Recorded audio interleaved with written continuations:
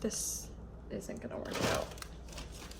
Today, we will be doing my makeup together. Before I begin, I must let you know that this video today is sponsored by Smashbox, which I'm super stoked about because I have loved them for so long. To spare you guys from the boring details, I have already put on SPF and moisturizer, so you guys don't have to sit through that with me today. But I will introduce you guys to the most important part of my makeup routine, and that is priming. I've been using Smashbox Original Photo Finish Primer. I mean, obviously, as you guys know, I've talked about it on my Instagram, but now I'm here on YouTube talking about it. It does a really good job of covering all fine lines and pores, especially for me around my nose. Not just that, but it does blur out any and all imperfections that you obviously want to cover when you're doing your makeup. Let's just say Smashbox did a really good job of naming this the Photo Finish Primer, because when you see the finished product of my makeup, it will all make sense. It will all just come together.